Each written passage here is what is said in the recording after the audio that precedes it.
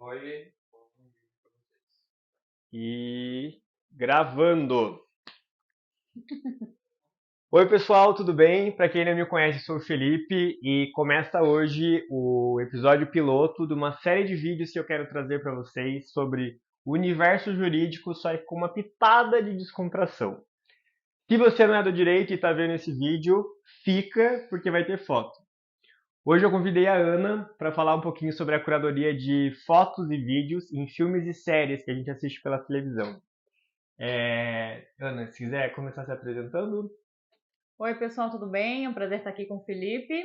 Eu sou advogada, sou especialista em propriedade intelectual, direito do entretenimento e mídia, e a gente vai trazer alguns casos e discutir um pouquinho sobre os aspectos jurídicos de uso de fotos e vídeos em outros vídeos. Exatamente. E trouxemos também como um plot twist algumas fotos da nossa história para mostrando para vocês e contextualizando elas dentro desse tema. Bora lá. Bora? Primeira perguntinha. Primeira foto, na verdade. A gente combinou de trazer algumas fotos aqui para apresentar para vocês dentro dos temas voltados a essa curadoria de imagens. Então a Ana trouxe a primeira foto dela que é sobre. É uma foto que acho que foi no meu aniversário de 2 anos ou 3. E eu separei ela, né? Acho que um primeiro aniversário é bem marcante para uma criança. Inclusive, ontem eu tive no aniversário de 10 anos da minha sobrinha, eu lembro quando eu fiz 10 anos. E aí eu trouxe essa foto, acho que tem até alguns aspectos aqui que a gente poderia analisar. Primeiro, a imagem de uma criança, né, que é um menor. Então, ressaltar a questão de quando a gente vai utilizar a imagem de menores em produções, tem que ter autorização dos pais, né? Não só quando ela aparece no vídeo, mas se for uma foto de uma criança, né? Aqui a gente tem um personagem também, então tem aí um aspecto de direitos autorais, não só da foto em si, mas também de um personagem que está inserido, né, na imagem. Então também tem que ter, em tese, autorização. E, enfim, eu era bem gordinha, né? Olha só. Na E ó, foto, pink, sim. ó. Até E o tema da uma foto. foto bem tema dos anos 90 ali, né? Um monte de docinho com Exato. as capinhas, o bolo todo lapidado de chantilly, daquela pasta americana que sempre tinha nisso. Aham. Eu lembrei também de contextualizar vocês que a ideia principal desse tema de ser trazido foi que na pós a gente teve alguns conteúdos sobre essas curadorias de imagem na propriedade intelectual. E Uhum. aí foi bem numa época em que aquela série da Netflix, Todo Dia, Mesma Noite, estreou. E com a estreia desse documentário, várias famílias que não tinham, em tese, autorizado a divulgação de imagens ou até mesmo dessa história caíram matando em cima dos produtores da Netflix para saber, e aí, eles vão ganhar dinheiro em cima de uma tragédia, como é que isso vai ficar, eu não autorizo, como é que funciona tudo isso. E aí eu fiquei pensando, meu Deus, a gente nunca para pensar tudo que envolve uma produção, quais são todos os detalhes que precisam ser acompanhados para você saber se aquilo ali tá valendo, não tá valendo, se eu usar uma foto indevidamente, vai vir uma indenização, não vai vir uma indenização. A gente até abriu caixinha de pergunta durante essa semana para coletar algumas perguntas e a gente trouxe todas essas para responder para quem se sentiu interessado nesse tema. E vamos continuar com a próxima imagem. Ó, Trouxe a foto do estilo, hein? dia que eu decidi ser advogado. Olha só. Já Visionário, hein? laranjado. E já Visionário. laranjado, já falei, bom, um dia eu vou ter uma empresa de propriedade intelectual que vai ser rosa e laranja, então desde primeiro já vamos construir o branding aqui da minha marca para poder usar Uhum. essas fotos de criança depois. Brincadeiras à parte, pessoal, foi uma das fotos que eu selecionei dentro daqueles álbuns que a gente costumava ter. A gente não, nossos pais geralmente costumavam ter Uhum. antigamente. Até ontem falei sobre isso no Instagram. Quem que ainda imprime fotos e, inacreditavelmente para mim, a porcentagem de gente que ainda imprime foto era muito maior do que quem continua com elas só no celular. Hum. Várias pessoas me mandaram links de aplicativos e de empresas que você faz um plano de assinatura e você manda as fotos, eles vão mandando mensalmente essas fotos para você poder ter isso em um álbum como era feito Nossa, antigamente. interessante. Bem legal. Então essas foram as nossas duas primeiras fotos. Vamos para as primeiras perguntas. Primeira pergunta. Existe um checklist, Ana, para selecionar as fotos e vídeos para esses filmes? Tipo, o que pode, o que que não pode? Tem algum no contrato, o que que não pode ficar de fora na hora que você está fazendo isso? Bem interessante essa pergunta. A gente tem uma figura no audiovisual que a gente chama de clearance, né? Que é como se fosse uma checagem final de todos os contratos que tem vinculados ao que está aparecendo no vídeo. Né? Então, entra uma música de fundo, aí o advogado vai lá, ó, essa música foi autorizada, né? Ele checa com todo o pack de contratos que foi feito ao longo da produção se está de acordo, se realmente foi liberada aquela música, né? Então, eu assim, citaria como checklist justamente tudo que aparece, né, nas filmagens, inclusive fotos e vídeos que são inseridos dentro da obra audiovisual. Esse clearance vai fazer, né, essa checagem se realmente está liberado ou não. E aí vê se, tipo, por exemplo, se os titulares realmente, né, o titular do direito autoral daquela foto realmente é aquela pessoa, né, botar de repente uma cláusula que a pessoa declara que é autor, né, que às vezes a pessoa não é, Claro mas que aí tu já coloca, já coloca uma declaração falsa ali se eventualmente ela está mentindo, né. Se realmente o que aparece na imagem é o que de fato está sendo licenciado, né, se é a minha foto do aniversário Ana Paula, 2 anos, é realmente o que está aparecendo na imagem, pode ser uma obra Se é uma diferente, variação aqui, aí pode você ser uma tá outra com... obra, né? A pessoa licenciou. Se vai ser um licenciamento com finalidade comercial ou não, territórios, né? São todas os tópicos que quando a gente tem uma cláusula de licenciamento de direitos autorais, se está abrangendo, se tu tem algum uso limitado ou bem abrangente daquele conteúdo que está sendo inserido. Né? E aí, lembrando que também para a imagem, quando é uma foto, por exemplo, não tem pequeno trecho, né? Quando é um pedaço de um não vídeo tem dentro de um outro vídeo, tem essa questão de não ser ele não ser o tema geral da obra que está sendo inserido, né? Mas no caso de foto não tem assim pequeno trecho. Até teve um caso uma vez no escritório que a pessoa queria inserir uma foto ou era um personagem, aí, mas se a gente colocar só a cabeça do personagem, não é pequeno vai aparecer bem trecho. rapidinho. Aparecer bem rapidinho, assim, não é o personagem inteiro, é só a cabeça, não pode ser Só para pequeno trecho, puxar a não. referência, entendi. Esse é bem Não tem sentido. como. Quando a gente está falando e vendo essas imagens, a gente para muito pouco para prestar atenção se tudo que teve que acontecer para aquela foto, para aquele vídeo aparecer naquele filme, naquele documentário, né? Então você vê lá, é uma foto, a gente vai trazer algumas notícias depois, mas é um documentário sobre serial killer. O que aparece, o que não aparece, o que viola a honra, o que não viola. Ou esses documentários, igual a gente falou ali, sobre um incêndio, sobre um desastre natural. O que afeta a vida da família que vai ver aquilo ali, o que não afeta, né? Então, acho que até isso nesse checklist, nessa curadoria dessas primeiras imagens, o processo denso que existe para isso, para que você consiga entender, isso aqui eu vou trazer e tá tudo bem, isso aqui vamos ter que separar num segundo lugar de fotos aqui que são perigosas, vamos ter que caçar mais essas autorizações, ter isso muito mais juridicamente respaldado para não dar nenhum problema, né?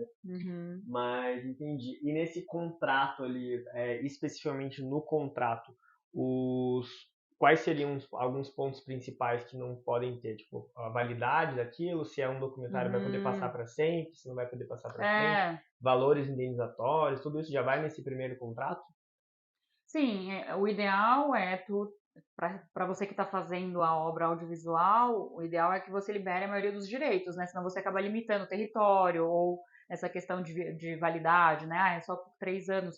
Aí imagina, daí tu vai ter que editar uma obra audiovisual que já está difundida em YouTube, várias plataformas de streaming, porque aquela autorização tem uma data de validade, né? Então o ideal é e também o valor que tu vai negociar para ter aquela imagem dentro de uma obra audiovisual, contemplar o valor que está sendo negociado, né? Então se for para ser em vários países, aí o valor é outro. Vai ter finalidade comercial, então o valor é outro, né?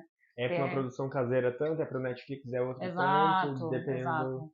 Entendi. Isso pode ter esqueci como que é o termo, mas como se postei era para um documentário caseiro, mas aí explodiu e começaram a ganhar rios e rios de dinheiro com aquilo. Existe aquela regra igual tem com o direito autoral de agora vai começar a ganhar mais dinheiro, então a gente tem que ter uma porcentagem maior. Tem que estar especificado no contrato. contrato, Entendi. Porque não tem também muito como tu prever, né? Eu fiz aqui, aqui nosso podcast. Vai que viraliza, vira Vai aí que todo rios mundo de começa dinheiro. a compartilhar. E aí a gente teria que ter já pensado nisso antes, né? O contrato que a gente assinou antes de começar o Sim, vídeo. claro. O contrato que a gente assinou, só que não, né? Antes de fazer o vídeo. Muito bom. Vamos para nossa segunda pergunta. Se existe tanto problema em apresentar imagens em filmes, por que quando eles vão colocar isso não aparece tudo borrado? Essa foi uma pergunta que veio lá da caixinha de perguntas, então as pessoas às vezes elas até colocam: se tá dando tanto problema assim, se é um conteúdo que vocês vão falar sobre o vídeo disso, bota todo mundo no blurry lá e todo mundo entende, aqui era foto do acidente, aqui é foto de uma infância, aqui é foto de uma criança. Por que não bota blurry em tudo? Eu, na verdade, já percebo que tem bastante, né? Quando tem, por exemplo, esses documentários policiais, sabe? Que o carro vai lá, aborda a pessoa, geralmente tá em blur, né? Então, quando é um conteúdo mais documental, acho que é mais fácil a gente lidar com blur. Agora, quando é um conteúdo fictício, a gente acha um pouco estranho, né? Entendi. Mas eu acho que é bastante utilizado. E é uma coisa que eu recomendo também. É uma coisa que eu recomendo para os meus clientes. Quando a gente está em dúvida, assim, se vai dar algum problema, põe um blur. Porque faz a referência. Porque às vezes tu quer, na verdade, é contextualizar o fato, né? Não necessariamente vincular a imagem da pessoa ao que está acontecendo. Entendi. Eu não quero. A foto é mais para ilustrar o que está sendo documentado do que olha que a fulana e a ciclana estão aparecendo, mas a cena documentada também ali naquela foto. Entendi. Então, pergunta do telespectador respondida. A próxima. Quais são os desafios de quem faz a curadoria na hora que vão selecionar as imagens? Tem algum procedimento padrão? O que mais desafia essa equipe de curadoria, dessa produção? O dos produtores, coprodutores, advogados? É uma equipe dentro de uma produtora que faz isso? Como que funciona? O que eu vejo bastante do mercado audiovisual a gente tem muito envolvimento dos produtores executivos, né? Geralmente os advogados são acionados assim quando já tem algum problema na hora de muita remediar, treta. Na hora de remediar. Então, o que eu vejo são bastante envolvimento dos produtores executivos, que geralmente já têm, assim, uma certa intimidade com direitos autorais, liberação de imagens, né? E eu acho que tem essa questão da organização, né? De você ter bem organizado o que está aparecendo no conteúdo audiovisual e que se de fato está refletindo nos contratos. Eu acho que os desafios seria justamente vincular a autoria, né? Autoria para poder pedir autorização, né? Pedir autorização para a pessoa certa, saber quem é, né? Porque imagina que conteúdos assim, que nem essa da Botkiss, né? Foram tantas fotos feitas na época que fica difícil às vezes chega num grupo de WhatsApp quem fez essa foto. Né? Se a gente for puxar exatamente sobre a série, quem assistiu o documentário, em várias cenas eles mostram essas fotos, mas tem uma grande cena que eles têm um painel de fotos com várias vítimas, então a gente nem sabe se são fotos reais, se são fotos ilustrativas, então de qualquer pessoa só para ilustrar que era aquilo, mas se a gente for colocar isso na ponta do lápis, você tem, sei lá, 300 fotos de 300 pessoas e quem que vai cuidar da autorização de todas aquelas? Exato. Então, e isso fica esse coprodutor que vai até lá, vai na cidade, pesquisa, faz um apanhado. Geralmente é uma pesquisa mais da produção, né? O jurídico acaba cuidando mais da questão contratual mesmo, né? Eu acho que liberar, eu acho que claro também essa questão que você falou de viralizar, né? Porque a gente às vezes não tem muita noção de repercussão daquele conteúdo. Ou às vezes para você não tinha nenhum problema e para outra pessoa ela viu de um jeito totalmente diferente que para ela causou, né, um dano moral. Uma estranheza. Então é um pouco também da comunicação humana. A gente tem vários vieses diferentes que a gente pode interpretar as coisas, né? Então eu acho que o profissional que trabalha, né, o advogado que trabalha com essa área, ele tem que ter tudo isso em vista, assim, porque a gente trabalha com risco, né? Então todos os riscos têm que estar na nossa visão para não ser, né, pego desprevenido. E aí o procedimento, acho que é fazer um licenciamento, né? Um contrato, assim, relativamente simples, não é um contrato muito extenso.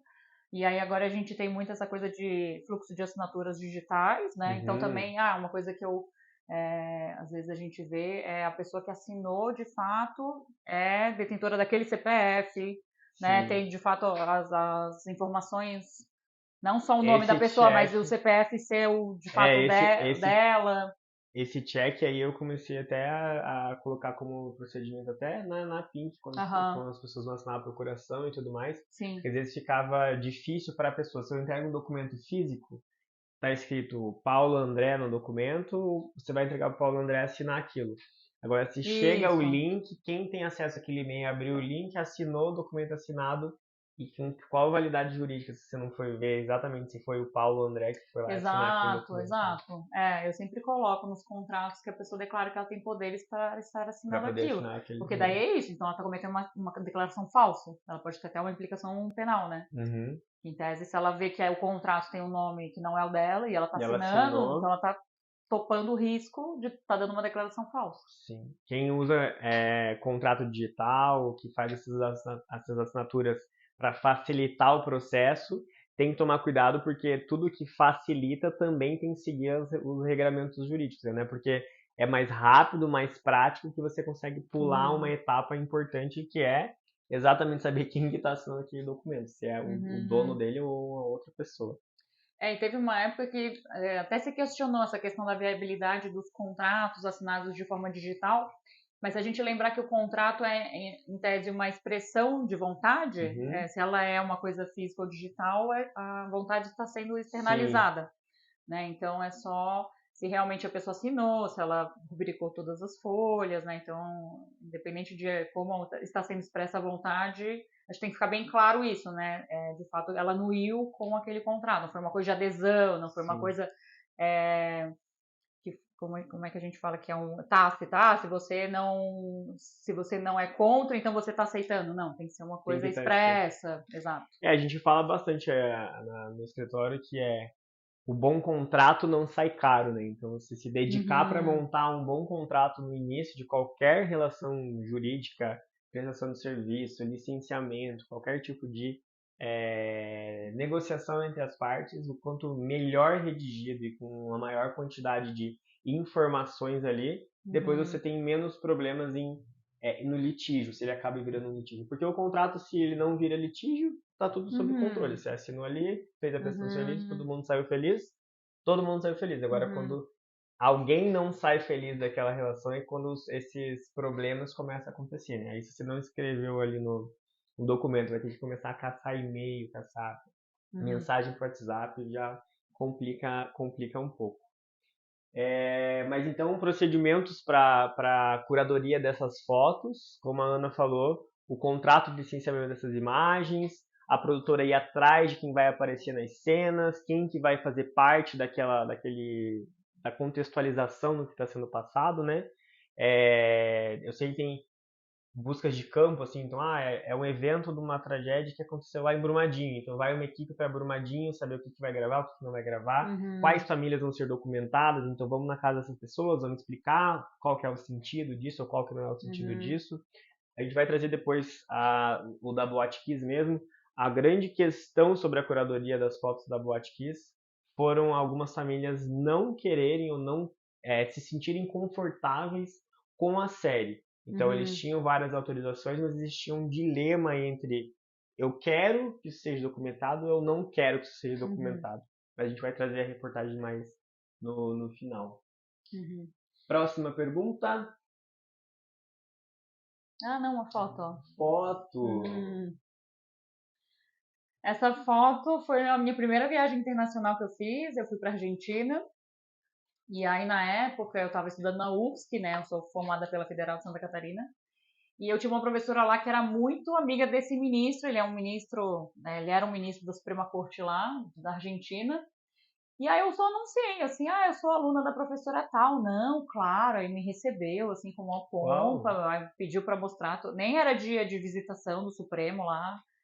E aí a gente tirou essa foto juntos, né? Não utilizei para finalidades comerciais. E E o que eu achei bem interessante também na época é que eles não usavam toga. Eles tinham um armáriozinho lá que antigamente utilizavam, eles botavam a capinha lá. Mas eles não usavam mais, ali o armário não estava sendo utilizado, né? Diferente do Brasil, que os ministros aqui Sim. utilizam. Inclusive, eu dei aula no Supremo Tribunal Federal daqui e foi uma das perguntas se toga tinha direito autoral ou não, porque em tese poderia ser um figurino. Eu falei, gente, que. A Aí toga? vocês foram longe demais, assim. Aí na aula eu até coloquei uma foto que era do Batman, assim. Aí tipo, por que que. Era uma matéria assim, por que que os ministros usam toga que nem. Usam capa que nem o Batman. Aí o pessoal deu muita risada. Aquele. Tô rindo, mas com respeito, assim, né? Dentro do tema de direitos autorais é muito engraçado, porque você vai abrindo para discussão e as discussões elas vão aumentando. As primeiras coisas que disso de direitos autorais é o macaco que roubou o celular e tirou uma foto de alguém, a quem pertence os direitos autorais disso. Exato. E tem discussões tipo teses e muito conteúdo sobre isso.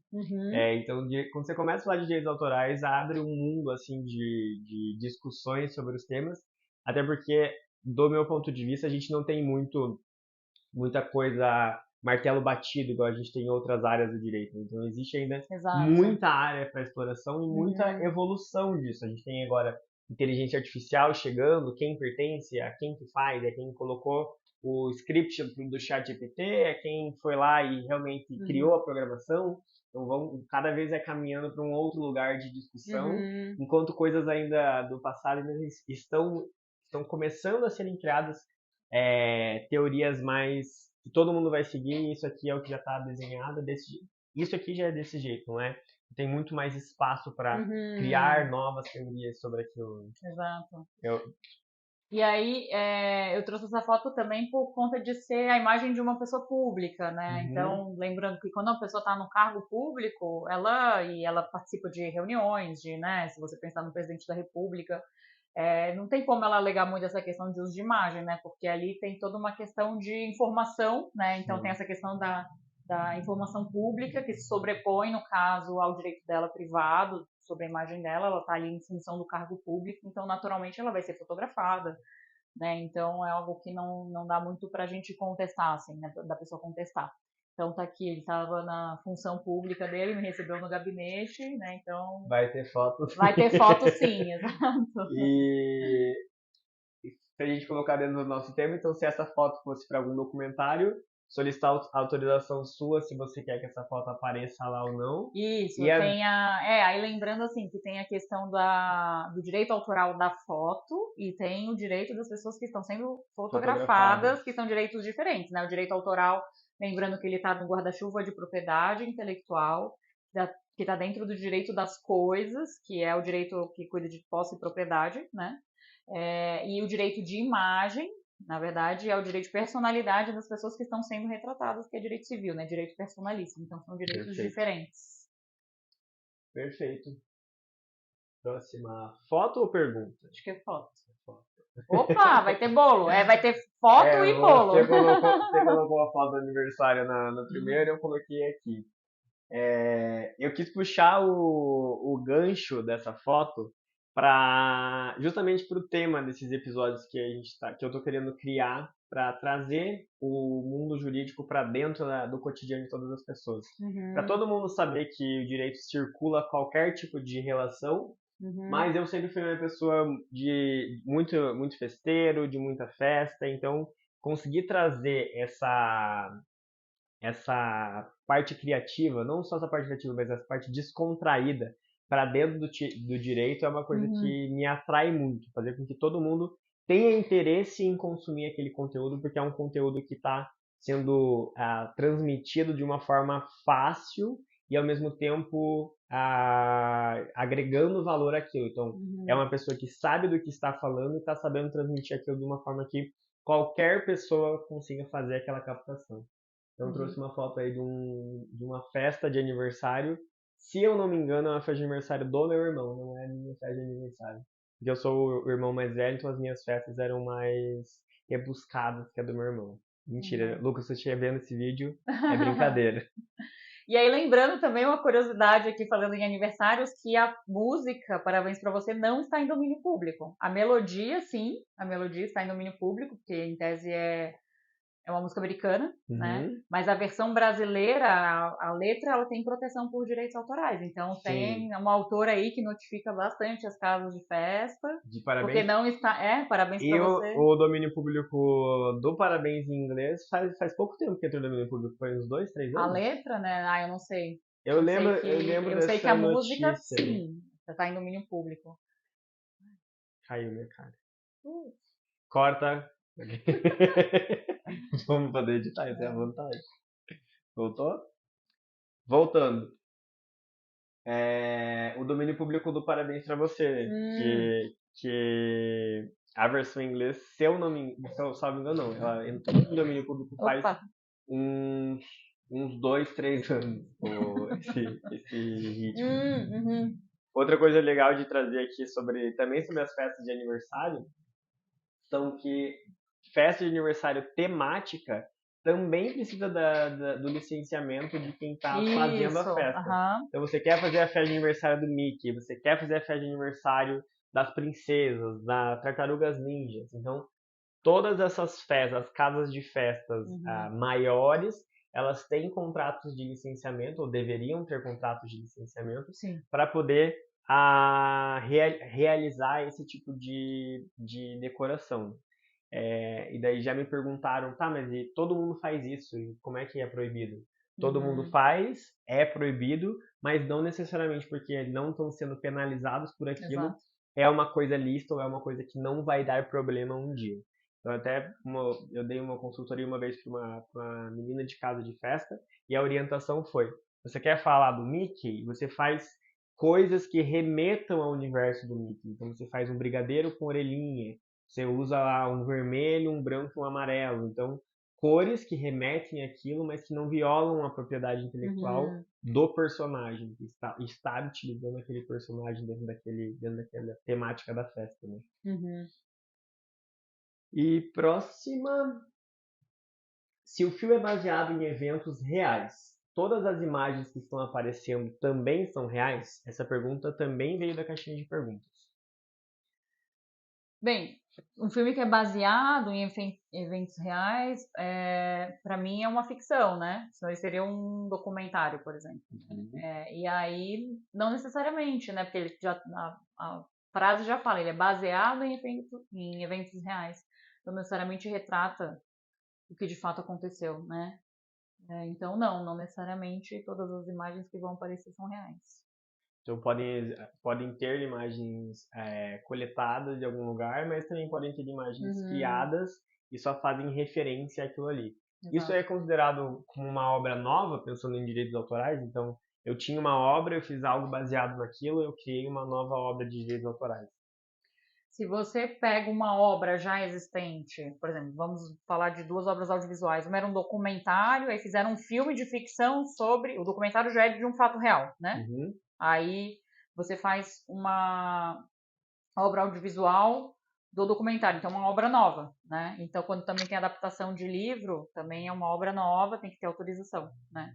Entendi. Então... Até tá no hype do Netflix agora, existe um filme que, por coincidência, eu gosto muito, chamado Um Dia, que é com a Anne Hathaway. Não sei se você já assistiu. Não. E agora saiu uma série na Netflix também chamada Um Dia, com outros personagens, outros atores. Se eu não me engano, a série ela é inglesa e o filme é de Hollywood, lá dos Estados Unidos. Então quando eu vi, falei, meu Deus, mas será que é uma série do mesmo filme? E sim, o filme tem lá todo o tempo e a série é uma adaptação do filme, com outros personagens, são personagens mais jovens, assim. Assisti só o primeiro episódio e não me prendeu. Mas estão me obrigando a assistir mais, porque falaram que é um filme muito bom. Uma série muito boa. Então, próxima. Nesse tipo de produção, então, acredito que seja produção de filmes e séries. Onde entra o direito autoral e aonde entra o direito de imagem? Acho que você até já pincelou sobre o tema, mas na pergunta específica, dentro do documentário, o que é direito de imagem e o que é direito autoral? A gente tem aí, no caso, uma obra audiovisual, que tem direitos de imagem de pessoas inseridas. Aí, se você tem uma foto dentro da obra audiovisual, tem o direito autoral da foto e mais o direito de imagem da pessoa que está retratada na foto, né? Então, aí como eu falei, o direito autoral ele está no guarda-chuva de propriedade intelectual, né? Que está dentro do grande guarda-chuva de direito das coisas. E aí o direito de imagem da pessoa é um direito de personalidade, que é um direito até bem, assim, se a gente for botar em graus de importância, o direito de personalidade ele é muito forte, porque ele é irrenunciável, né? Ele é intransmissível, ele é imprescritível e ele é intransmissível, irrenunciável. Agora, viu? Por isso que eu tenho problema com 5 tópicos, entendeu? Então, assim, você não consegue renunciar, você não pode renunciar a ter um nome. Sim, sim. Você não pode vender o seu nome, por exemplo. Então, o nome também está dentro do guarda-chuva de direito de personalidade, né? Então, tem alguns pontos que trazem essa força, assim, para esse instituto dentro do direito. Então, realmente são coisas diferentes. Às vezes, as pessoas confundem, né, a imagem, no caso do vídeo, assim, com o direito de imagem, que são coisas diferentes. Entendi. Eu falei sobre esse tema esses tempos para um outro vídeo, que era sobre fotos tiradas na rua, onde entrava o direito de imagem, o direito de personalidade, para quem tinha que pedir autorização, o que era considerado essa obra. Eu pincelei bem sobre isso, sobre o fotógrafo que tem direito da foto, se a foto é sobre todo o espaço, a foto é do espaço público, mas se ele fotografou uma pessoa específica e ele quer explorar economicamente a foto daquela pessoa específica, tem a imagem da pessoa. Ele precisa da autorização daquela pessoa. E também coloquei que se você faz, por exemplo, um álbum de casamento, você é a noiva, e o fotógrafo tira várias fotos suas como noiva e te vende isso através de um contrato, tudo certinho. Você tem esses álbuns, esse álbum em casa que é seu, porque você adquiriu aquilo, sim. mas os direitos autorais sobre aquelas fotos ainda são do fotógrafo.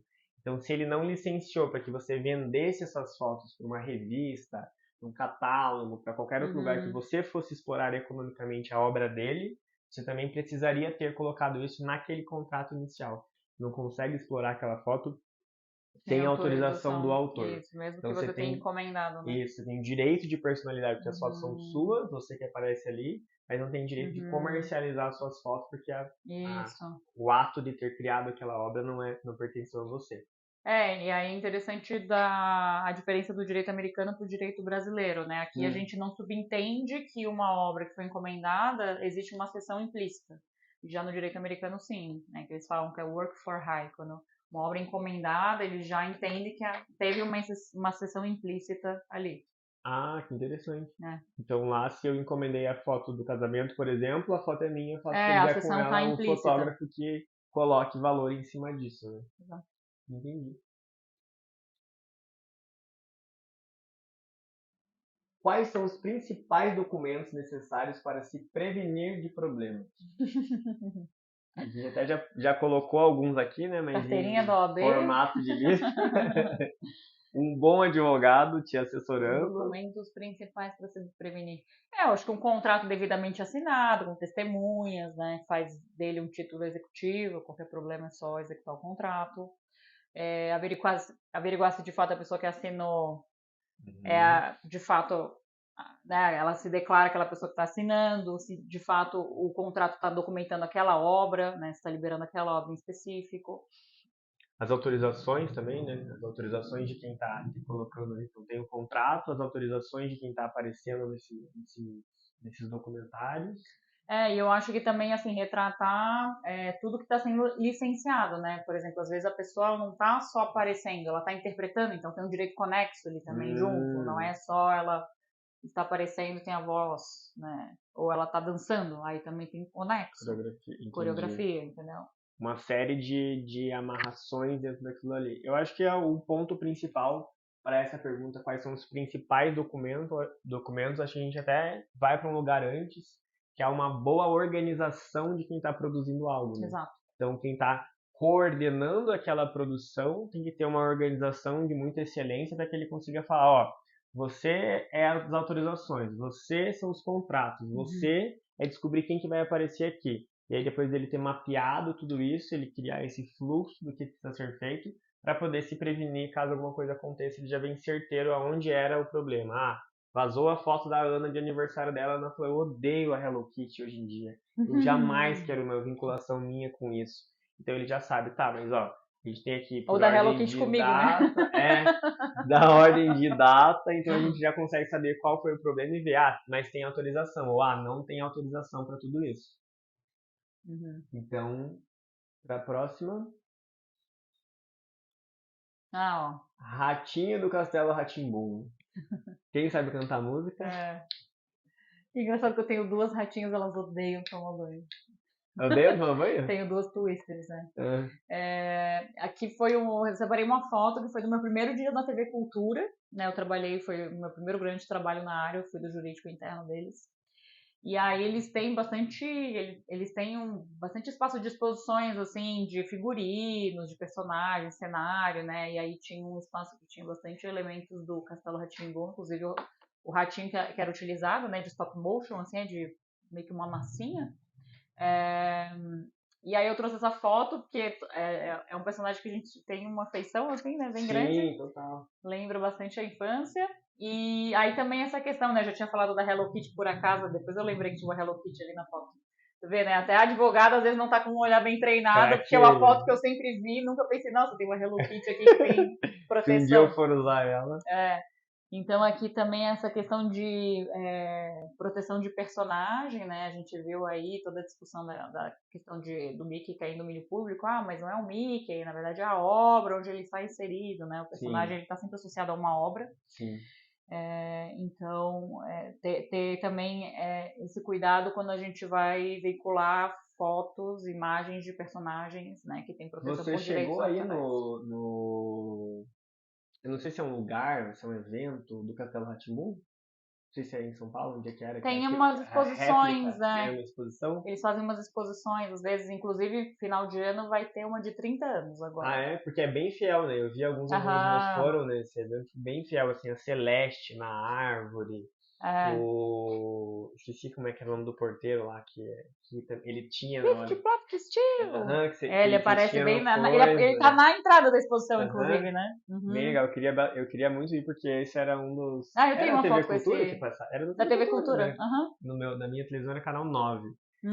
Saía do 12 ia pro canal 9 só pra ver Rá-Tim-Bum, depois voltava pro 12 pra continuar os filmes. Mas eu gostava muito. Tinha o Etevaldo, vários personagens muito marcantes, assim. Sim.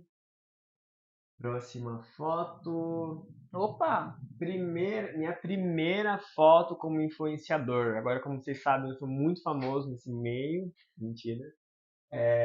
Mas eu resolvi trazer essa foto aqui para ilustrar se a época já existisse essa profissão de influenciador. Mirim. Mirim. O que essa foto representaria? Então, tô eu no bar do meu avô com um reguinha da cachaça que sempre tem nas casas do interior, sempre tinha, e várias marcas de bebida aparecendo ali no fundo da minha foto.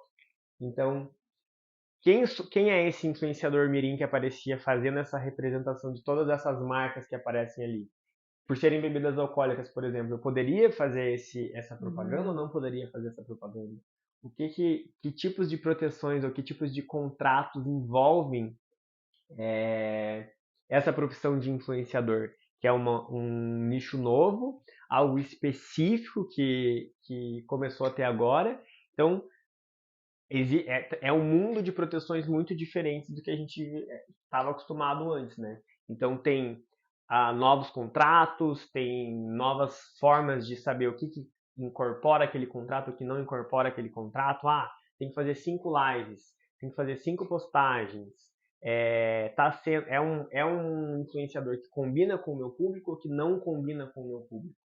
Então eu trouxe essa foto para representar este momento que estamos vivendo hoje, o que aconteceria antigamente. Se na época não teria essa preocupação, né? Mas hoje em dia, se você fosse um influenciador, as marcas provavelmente ficariam preocupadas, mesmo que não seja uma publi, né? Sim. E se fosse uma publi ainda, a gente tem aí a figura do CONAR, né? Que a gente tem um dos cadernos que fala que não pode ter ninguém que tenha menos ou que aparenta ter menos de 25 anos. Uau, aparentar ter menos. Não é só a idade, tem que aparentar mas, né, não pode ter menos de 25 ou aparentar menos de 25 em qualquer material publicitário que envolva bebidas alcoólicas. Nossa, não sabia sobre o aparentar. Eu sabia sobre o 25, mas não sobre o aparentar. Sim.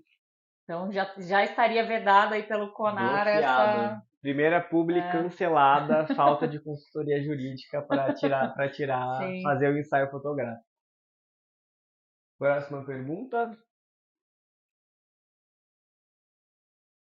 Quando eu não acho o autor de uma foto ou o fotógrafo, Fotografado. o fotografado, é arriscado ainda assim usar a imagem? Tem como dizer, eu não sabia disso, mas agora eu vou dar o crédito. Então, como que funciona isso? Essa daí também foi uma pergunta de caixinha lá do Instagram. O pessoal estava bem interessado nesse tema. Eu até postei lá pensando, ninguém nunca vai ter pensado Ninguém vai nisso, pensar mas nada. teve bastante acesso. É interessante que não tem como você se eximir de uma obrigação legal, né? Que é dar crédito, tá? A gente tem na Lei de Direitos Autorais, que é direito moral de autor, você dá o crédito. Só que aí nesse caso, assim, eu já vi um caso, por exemplo, só que não era de uso de foto, era, por exemplo, grafite, né? Que um grafiteiro falou, utilizaram o meu grafite no vídeo, né? Pode ser um caso também de uso de obra protegida dentro de uma obra audiovisual. E aí o próprio juiz, ele, então prove que você é o... Como é que é? No caso, assim, se a pessoa não identificou, como é que ele vai provar? Ele teria que provar que é o autor, né? Entendi. Ele não colocou nenhuma marcação Não é só, naquele grafite, não é só ele então como é falar que é ia minha, saber? né? Ele tem que provar a Prove. autoria. Então ele vai provar talvez por anterioridade, arquivos antigos, né? Então... Certificado do Pink Docs. É verdade, boa. Já faz um mexer.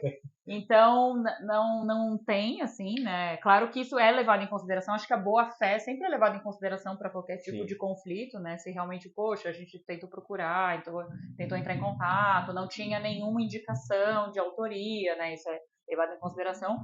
E a pessoa que também está do outro lado pensar que ela vai ter que provar o que ela está falando, né? Então, bem legal essa pergunta.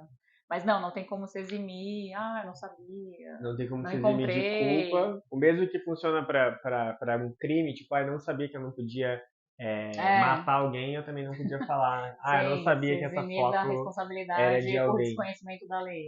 Entendi. E sobre o ser ainda assim ser arriscado usar aquela imagem. Isso pode ser uma opinião pessoal tua também. Existe um lugar em que a gente pensa, eu preciso usar essa foto, não sei de quem ela pertence, mas eu vou assumir o risco de, se eu tiver que indenizar alguém, isso faz muita diferença. Então, uma discussão entre o diretor, a produtora, quem está fazendo aquilo, fala, não, vamos colocar essa foto sim, porque isso vai ser um diferencial para o nosso projeto aqui, para a nossa produção, então eu preciso colocar isso. Depois a gente se vira com a indenização. É bem interessante a sua questão, Felipe, porque quando a gente vê alguma notícia de infração, né, fez um sample sem autorização, na verdade, às vezes são decisões comerciais, né? Às vezes a gravadora, né, no caso de uma música ou quando tem uma obra audiovisual, as produtoras topam o risco porque sabem que vão lucrar. O risco que elas vão correr compensa o quanto vai ser lucrado. Entendi. E aí depois a gente resolve, depois a gente faz um acordo lá e tenta resolver.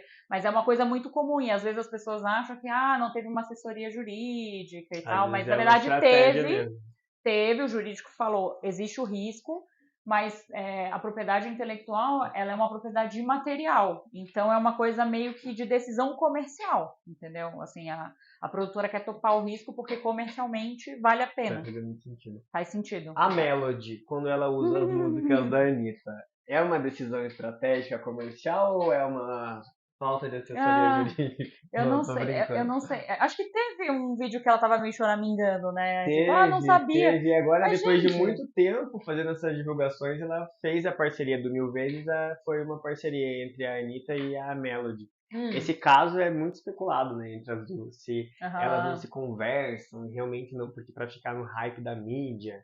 Ou é a Melody que aproveita essa carona, porque se você já assistiu algum tipo de podcast da Melody, ela sempre coloca depois que eu fiz essa parceria com a Anitta, ela voltou lá pro top do Spotify. Então ela tem um lugar ali de engrandecimento dela Ah, muito grande. Mas eu só brinquei com isso porque a galera sempre fala, ai, cadê a assessoria da Melody? Ela lançou mais uma mais uma música copiando a música. Ou a Anitta e Juliette aí... também, que é a É, campeã aham. dos plágios aí. E aí, na verdade, às vezes é justamente isso. É uma Pois estratégia, ela é. fala, cara, eu vou ganhar milhões com isso, a Aham. indenização não vai chegar É. ali, então bora Minha opinião fazer. com relação à Juliette, eu acho que é uma falta de assessoria, porque ela manchou muito a imagem. Uma Sim, coisa muito é um recente. ponto, né, um trabalho ou outro, tu ter essa acusação de plágio, mas ela teve reiteradas vezes, inclusive acho que Várias manchou vezes. muito, inclusive acho que ela era da produtora da Anitta, a Anitta foi lá e rescindiu, né, porque Sim. tava tendo tanta acusação de plágio, meu, É, sai daqui que já tá a última que atrapalhando, ficou né? bem famosa foi aquela do Amarelo, né? Foi o Exato. Emicida, mas soube por fontes Hum. sigilosas que eles tiveram uma conversa, assim, a mídia noticiou como um boom de problema, mas eles Ah, sim. resolveram de maneira amigável, assim, tipo, Geralmente ó, é assim. você fez deu um probleminha aqui, da onde veio isso? E até a própria Juliette, se defendendo desses inúmeros casos de plágio, fez um puta conteúdo no Instagram dela, falando assim, gente, ó, estão aqui as referências, e aqui o que eu fiz, estão aqui as referências, estão aqui o que eu Ah, fiz. ela fez o Ela material fez um pra material para entender. justificar, ela falou assim, eu nunca cometi nenhum tipo de plágio. Tudo que eu fiz veio desse lugar. E ela falou, às vezes parece mesmo, mas eu Uhum, fiz uhum, baseado nisso aqui. Se ficou parecido, não foi copiando a fulano ou copiando esse cano, foi dentro dessa minha ideia. Se uhum. ficou igualzinho, Copia, foi, só não faz foi igual. sem querer. Copia, só não faz igual. Mas vamos lá. Se vazar uma imagem minha, a indenização é garantida? Quais são os critérios para determinar o valor de uma imagem em termos de indenização por uso indevido? Uhum. É, garantido, nada no Brasil, né? Com o judiciário que a gente tem, assim, meio imprevisível. Eu vejo assim, né? Eu trabalhando na área, eu vejo que a gente resolve muita coisa no extrajudicial, né? E o silêncio às vezes vale ouro, né? Mais do Sim, que você acaba colocando na mídia, manchar o nome de uma empresa e tal. Então, às vezes você pode até fazer isso para ter uma certa repercussão da questão, né? A gente vai trazer uns casos aqui que teve uma repercussão porque teve um processo judicial, né? uhum, Talvez não teria, talvez a pessoa teria menos poder de barganha de negociação, né? Mas, assim, o direito de imagem é garantido. Agora, a indenização vai muito na cabeça do juiz, né? É uma coisa que você consegue avaliar, assim, grau de sucesso, mas falar que é garantido, aí o advogado já sim. depende, né? A gente Depende nunca do consegue dar o juiz. 100%, né? Sempre, ó, tem grandes chances ou Tem poucas grande. chances, Isso. mas Dizer que está a garantido. decisão não é minha. Essas palavras nunca, sempre, são Sempre. sempre a gente tem que Sim. tomar cuidado. E quais são os critérios? Aí depende, assim, se é uma pessoa que ela tem uma exposição, né? Se é uma pessoa que explora comercialmente a imagem dela, então já tem um valor agregado. Se for uma foto da Anitta que está sendo utilizada numa publicidade sem autorização, já é um valor. Se for uma pessoa desconhecida, já é um outro valor, porque a Anitta rentabiliza a imagem dela, né? Então é levado em consideração se tem uma finalidade comercial ou não, né? Se teve um uso comercial da imagem. Abrangência também, não, foi só aqui no meu Instagram, ou não, apareceu em todos os canais de TV do Brasil, né? Então, a abrangência da exploração, né? E Entendi. também a modalidade, se foi comercial, se não é, então isso é levado em consideração para mensurar uma indenização. Eu falei esses tempos sobre isso também, coloquei até mais para os fotógrafos isso. Quando você Uhum. está fotografando na rua, tomar cuidado quando você está fazendo a procuradoria da tua foto em específico, quem aparece fazendo o que naquela foto. Porque a gente Também. pode ter, por exemplo, uma modelo da Coca-Cola que aparece tomando uma lata de Pepsi. Ela pode Uhum. pedir uma Uma indenização tua porque você pode ter patrocinada, feito ela perder o exato, trabalho dela. exato. Ou pode ter alguém traindo a esposa ou o esposo que aparece naquela foto. Uhum. Então, tipo, putz, É olha o que verdade. você causou aqui. Então, a indenização, além de não ser certeira, vai depender muito do prejuízo causado ou para o fotógrafo, ou para a pessoa que apareceu na foto, ou para quem foi documentado, ou para o documentário. Então, é uma coisa que é muito tratada no caso pontual, né? Não tem como Exato. falar, vai ser um valor alto, vai ser um valor mínimo, tem um valor mínimo. Uhum. É tudo baseado em critérios específicos para aquele caso em específico. Imagens sensíveis ou que podem gerar problemas. Tem um cuidado redobrado? Essa eu acho que veio lá do Instagram também. Imagens sensíveis, aí pensei em alguns exemplos, assim, até que eu fiz um clearance de um filme que era era um documentário, e aí eles falam, a pessoa morreu e tal, aí iam lá na lápide da pessoa e filmar a lápide, deu, essa imagem aqui eu já não recomendo, e pode Exigir. tocar na questão de honra da família, né, então eu acho que, assim, situações de, é isso, uma foto de uma pessoa morta, ou uma criança, né, acho que eu consideraria imagens sensíveis, o grau de Sim. risco é maior, né, sim, podem gerar muitos problemas. Então, cuidado redobrado sempre com fotos sensíveis, porque ali pode ser um chamariz do problema. Tem alguém que aparece fazendo uma coisa aleatória no filme, beleza, vai chamar menos atenção. Mas, por exemplo, aparece uma foto de alguém pelado ali, mais gente vai se Exato. ligar naquela foto e pensar, será que isso aqui tem autorização? Até é Uhum. fácil de chegar no dono daquela Sim. foto. Né? Então, cuidado redobrado se você for usar fotos sensíveis numa produção audiovisual. Olá! Ó. Do nada TV Cultura.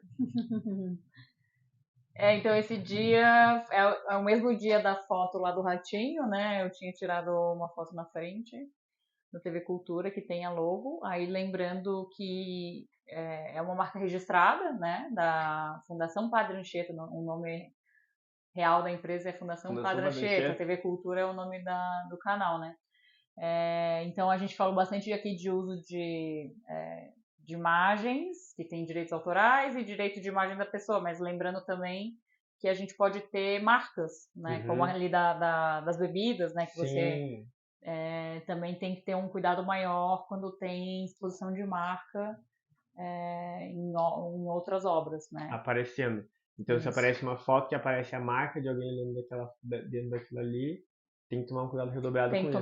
Eu colocaria até um ponto extra, até se forem marcas famosas, né? Igual a gente falou aqui, vamos supor que é um documentário do Burger King e aparece um monte de coisa do McDonald's lá dentro. Aonde que isso pode infringir a marca em um outro lugar, né? Bem interessante isso também. Aí a gente tem na lei de propriedade industrial que fala que você pode citar marca, né? Mas aí tem que ver o contexto onde ela está inserida, é isso. Numa produção que é do Burger King, não pode, né? Está concorrência desleal. Sim. Mas um filme assim que eventualmente aparece de fundo, o risco é menor, né? Uma obra audiovisual assim aleatória. Mas lembrando que as marcas também têm proteção pela propriedade intelectual. Inclusive quando estão aparecendo nesses filmes documentários. Exato. Muito bem. Existe um mercado para liberação de fotos, tipo um banco de imagens de fotos liberadas para filmes de incêndio. Então, o produtor fala, vamos evitar problema, vamos direto lá no banco de imagens e vamos pegar essas fotos aqui. Sim, tem vários bancos de imagem, né, na internet que tem já os direitos liberados. Inclusive depois a gente vai mostrar, né, como que vê no Google, né, essas fotos, que é uma ferramenta também que pode ser utilizada. E aí também tem os fiscais, né? Tem empresas que fiscalizam, tá tendo utilização indevida de fotos também. Tem uma que é Peak Rights, até parece, não é Pink Rights, é Peak Rights. Que eu até vi um caso, assim, que chegou no escritório de uma pessoa que foi notificar, tinha um blog, tinha umas fotos lá, desse Peak Rights é uma empresa que faz fiscalização assim, de utilização de fotos, né? Deve ser um software que faz a busca. Eu acho que tem um tipo de inteligência artificial que ele vai buscando na internet, sim, para poder achar, né? Nem é uma empresa brasileira. Que mais? A gente também tem a Altivis aqui, que é uma associação dos artistas brasileiros de artes visuais, que você pode pedir autorização. Eles têm um catálogo de imagens, não só de fotos, mas de obras plásticas também, que você pode pedir autorização. Mas é difícil, assim, porque imagem é uma coisa que é difícil de catalogar, assim, diferente, por exemplo, de música, que a gente já tem softwares específicos que consegue captar, né? Quando você vai postar um negócio que, direitos autorais, né? Exato, que dá strike no conteúdo e tal. Eu acho que imagem é mais difícil, assim, de ter esse controle. Faz uns 2, 3 anos, quando a gente estava começando a empresa, uma amiga minha tinha uma loja, ainda tem, eu acredito, uma loja de camisetas, e nessas camisetas ela estampava a foto da diva pop, tipo Lady Gaga, Ariana Grande, Shakira, e é uma frase de efeito. E aí ela recebeu uma notificação em inglês da Universal, porque o específico era da Lady Gaga, pedindo todo um relatório contábil que ela já tinha feito de vendas daquelas peças, que eles tinham colocado item por item, qualquer uma das peças, dentro do e-commerce dela. Então, com certeza é um software de varredura da internet, assim, que localiza isso e notifica aí. Empresa grande tem poder aquisitivo para poder fazer essa curadoria de uma forma muito mais abrangente, né? Então, as grandes marcas são tão grandes no mercado porque além de cuidar da blindagem do nome de marca delas ou dos direitos autorais delas, elas ainda conseguem mecanismos que ajudam elas nessa blindagem, né? Então, existem os bancos de imagem licenciados e existem toda essa curadoria em cima disso que é colocado para o público, né? Colocado para a internet. Quem responde legalmente pelo uso indevido? A produtora, os atores, o canal? Os produtores, né? E quem está comercializando, né? Quem está na cadeia de exploração comercial daquela obra, eles têm uma responsabilidade solidária ali. Entendi. Então, até alguns casos que a gente trouxe, né, Felipe? As pessoas vão muito em cima da Netflix, né? Porque Sim, Netflix é quem tá está no ali, auge. quem tá ali Na frente intermediando a produção do conteúdo com o público, né? Então, e também tem um poder aquisitivo maior, mais fácil de identificar, mais fácil de você citar, né, num processo judicial. Sobra pro ator também? Tipo, eu fui lá e interpretei o Elvis Presley e a família do Elvis Presley falou: processo no Felipe, processo no Netflix, processo no Não, no estagiário caso que não pegou do autorização. mais difícil, assim. Pode Mais ver, mas difícil. existem a defesa do ator é maior do que a defesa da produtora, por exemplo. Sim, sim. Isso é até legal de falar, né? Eu sempre falo isso para os clientes. Ninguém tá imune de receber um processo. Exato. É liberado para qualquer um processe qualquer pessoa. Agora, na maioria dos casos, você tem a defesa para aquilo ali, né? Então, se você não teve nada a ver com aquilo, recebeu o processo, você se defende, enfim. A gente fala muito isso sobre marcar. Registrei minha marca, nunca mais aconteceu nada comigo? Deveria não acontecer. Mas você tem a marca registrada, você tem um direito autoral teu, feito uma anterioridade, alguém pode um dia querer reivindicar aquilo e cabe a você falar assim, peraí, por que você está me processando? A gente não consegue evitar um processo, mas a gente consegue ter argumentos e documentos que impeçam daquele processo ir para frente. Você já elimina ele mais rápido. Então, responde legalmente a produtora, toda a cadeia que está fazendo aquele filme, e no ator, se respingar, ele tem mais chances de defesa. Mas todo mundo vai responder ali, então. Beleza. Ó! Uau! Saímos da fase adulta para o obrigado infantil. Aquele filme que a pessoa O começa Curioso Caso do velho e Benjamin vira... Button. Esse é muito bom. Nosso podcast aqui. Próximo programa vai ser indicações de filmes citados no primeiro episódio da série. A gente pode passar as notícias. Sim, vamos abrir agora. Antes do obrigado. Separamos algumas notícias ali. Então, pode colocar a primeira. Põe na tela. Começar com Pode ser. vítimas da bandidos?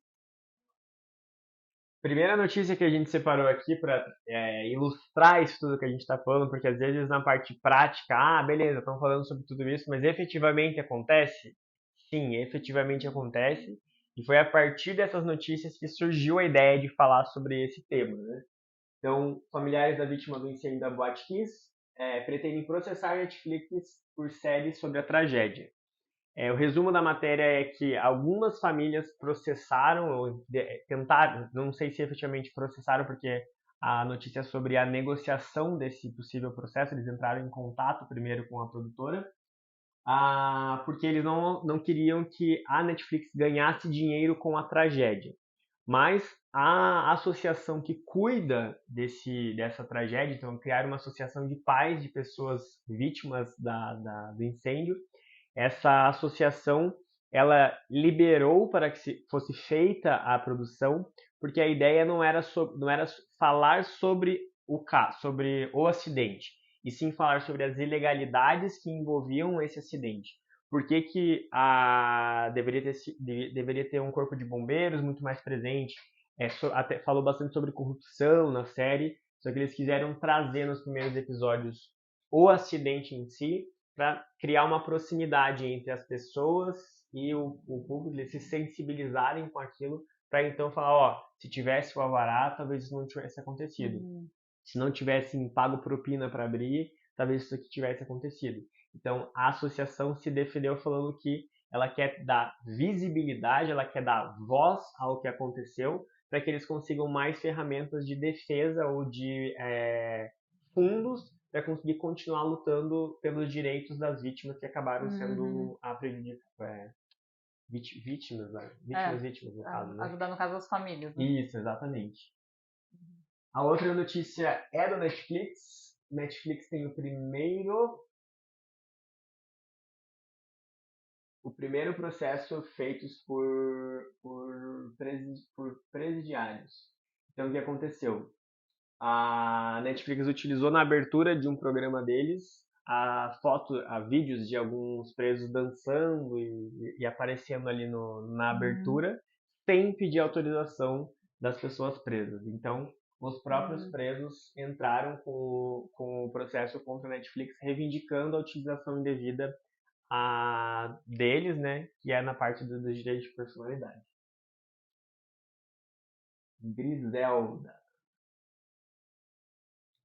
Griselda, quem não assistiu ainda, também é uma série nova na Netflix, que retrata a rainha do crime, que eles chamam, né? Se eu não me engano, ela é a antecessora do Pablo Escobar. Então ela era a manda-chuva do crime, que fazia tráfico internacional de cocaína, que jogava isso, levava para os Estados Unidos. Várias mulheres eram levadas como de avião, tipo de turismo, só que elas colocavam no silicone quilos e quilos, silicone não, no sutiã, quilos e quilos de cocaína e entravam nos Estados Unidos com isso, e ela fazia esse gerenciamento lá nos Estados Unidos. Quem está sendo processado aqui é não só a Netflix, mas também a atriz que interpreta a Griselda, que é aquela menina que faz aquela menina não, né? Aquela mulher que faz Modern Family. Esqueci o nome dela. Sofia Vergara. Tá aqui na nossa tela. Então a família está processando eles por estarem documentando uma história que talvez eles querem deixar no passado. Tipo, não quero que a minha tataravó continue aparecendo como a rainha do crime, porque hoje isso não faz mais parte do nosso cotidiano. Ou o que isso prejudica a gente ainda hoje? Que é algo assim que a gente tem que levar muito em consideração. Apareceu uma foto que a minha tia é traficante num documentário da Netflix. Será que isso não me prejudica também? Eu vou pedir um emprego, alguém fala: você não é o Felipe, o filho da traficante? Ou o sobrinho daquela traficante? E eu começo a ter prejuízos aqui na minha vida profissional ou do meu dia a dia por conta desse tipo de vinculação. Esse é o mais. Quer falar desse? Qual? Da Anitta? Esse caso, gente, foi muito engraçado para vocês que já assistiram essa série sobre a Anitta, né? A Anitta, eu acho assim, que é um profissional na área de entretenimento. A gente tem muito a aprender, assim, é uma pessoa que tem muita visão.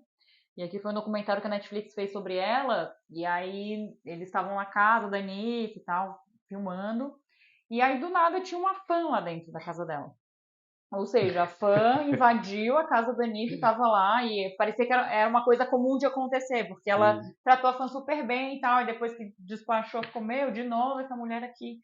E aí fizeram uma série e esqueceram lá na hora do clearance, esqueceram fã que invadiu a casa da Anitta, check ali no licenciamento de uso de imagem. Ou seja, ela não tinha autorizado, porque é isso, não estava na produção, foi uma coisa típica que aconteceu, né? Provavelmente talvez já tinham colhido a assinatura de todo mundo antes, aí a fã apareceu ali. Entrou. E aí ela processou, né? O processo da senhora não é sobre a foto ela ter aparecido assim como a gente está vendo. É justamente por ela Isso, contextualiza ela como aparece nas filmagens do documentário, porque ela invadiu a casa da Anitta. Ela contextualiza nisso, tipo, meu Deus, a Anitta me chamou de criminosa, disse que eu invadi a casa dela, como assim? Então, o prejuízo da teve essa imagem dela. questão entendi, de honra Esse também. foi o ponto crucial dela ter colocado ali a indenização. Entendi. Mais uma da Netflix. Netflix processada por uso indevido de foto na produção de True Crime. Então, colocaram a foto de uma pessoa lá na série do True Crime. E aí, como eu falei antes, essa pessoa ela estava ainda sendo julgada, começaram a entrar em contato com ela, tipo, meu Deus, você é meu vizinho, você apareceu numa série da Netflix como um possível criminoso. Então, eles tiraram a foto na alegação, né? Tiraram aquela foto de contexto, era uma foto que o cara aparecia com uma faca, mas ele não estava com uma faca para matar alguém, ele estava indo para um camping e era uma faca de camping, mas na hora de montar a produção, jogaram aquela foto para ela fazer sentido ao que eles estavam trazendo, e o cara falou, peraí, distorceram as informações aqui. Assassino às vezes eu posso até ser, mas dessa foto mas aqui, eu tava no camping, eu tava acampando, não tem nada a ver com isso. Então também faltou essa curadoria, ou às vezes, como a gente falou, às vezes estrategicamente é um prejuízo menos significativo para ela, então ela acabou utilizando aquilo. Aí, gente, para finalizar, a Ana vai mostrar um item ali do Google Imagens que eu acho que pouca gente conhece, que é para saber se a foto, a gente vira e mexe, tem gente falando, mas Google é banco de imagens, peguei do Google, peguei do Pinterest, peguei do qualquer outro lugar que tem as imagens. Então, o próprio Google já diz que aquela imagem não é de um banco de imagens. Então, e lembrando, né, a gente até tem algumas jurisprudências bizarras que falam, você estava na internet, então é domínio público, né? Não tem nada a ver. A internet é só uma forma de difusão, né, das obras. Então aqui, né, se a gente abre o Google, aí tem ali a parte de imagens, a gente já botou um exemplo aqui, por exemplo, fotos de Natal.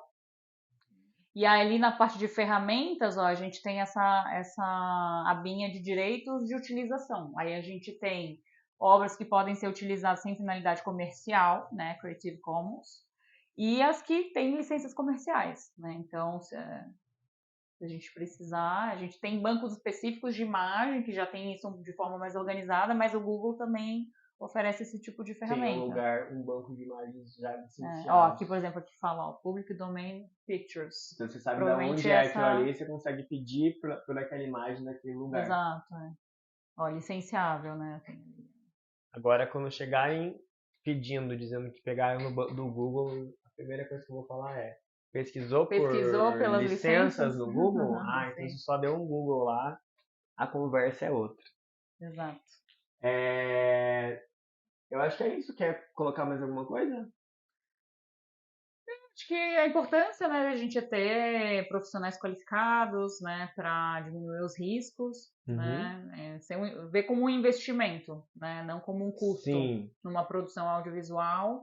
É sempre melhor prevenir do que remediar, né? Infelizmente, dentro de vários segmentos do direito, isso não fica muito claro ainda para as pessoas, mas é melhor eu investir num contrato, como a gente falou, investir em uma bela produção, do que depois ter que acabar tendo que pagar indenização, ou não só isso, desgaste emocional, energético de um processo, de uma negociação, uma mediação, até extrapola, às vezes, o valor. Então, às vezes, o valor é R$5.000 de indenização. Mas ficar com um processo por 1 ano, 2 anos, lá brigando por uma coisa que você poderia ter remediado antes, prevenido antes, acabaria com esse problema. Então, acho que é isso, pessoal. Esse foi o primeiro episódio de uma série, esse foi o episódio piloto de uma série de episódios que eu quero trazer aqui para vocês, falando sobre o universo jurídico de uma forma descontraída. Então, se vocês quiserem continuar acompanhando aí os outros vídeos, aguardem por novidades. Muito obrigado, Ana, muito obrigado pela presença, obrigado pelo tempo. Até uma próxima. Até mais. Show!